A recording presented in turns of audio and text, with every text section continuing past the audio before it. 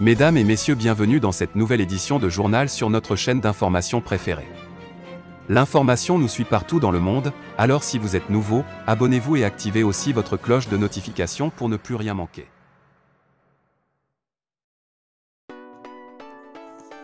Barkhane et Takuba en phase de quitter totalement le territoire malien. Alors que les tensions s'exacerbent entre le Mali et ses partenaires français et européens, une vaste concertation est en cours. Paris et les contributeurs européens de Takuba envisagent de plus en plus sérieusement se retirer totalement du Mali. L'Élysée a donné quelques précisions à certains médias français ce vendredi 4 février 2022. Je cite, « D'ici 2 à 3 semaines, c'est l'échéance indiquée par l'Élysée pour l'annonce d'une décision dont le principe semble presque déjà acté. » Je cite, « Là où les conditions ne sont pas réunies, il ne faut pas rester. » Fin de citation, explique un diplomate cité dans la presse française.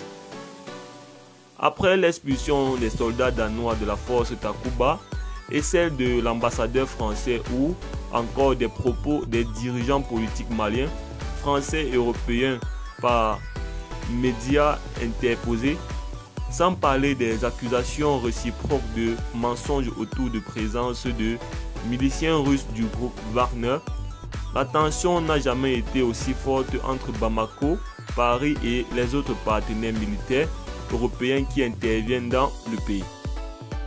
Actuellement, un retrait total de la force Barkhane et de la force européenne Takuba est donc sur la table. Les soldats actuellement basés à Ménaka, Gossi ou encore Gao, la principale base française au Mali, pourraient se replier dans les pays voisins. Dans ce cas, le Niger est fortement sollicité. La ministre française des Armées, Florence Pally, s'est d'ailleurs rendue à Niamey mercredi soir pour évoquer avec le président Mohamed Bazoum les différentes options envisageables.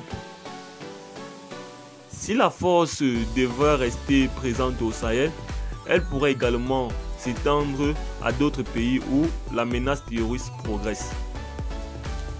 La Côte d'Ivoire, le Togo, le Bénin ou le Sénégal seraient ainsi demandeurs d'un appui supplémentaire, selon les propos tenus par l'Élysée à la presse française.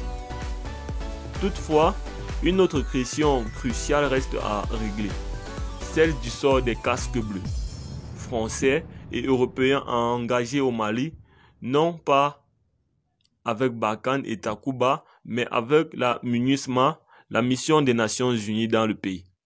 Eh bien les amis, c'était tout pour cette petite note.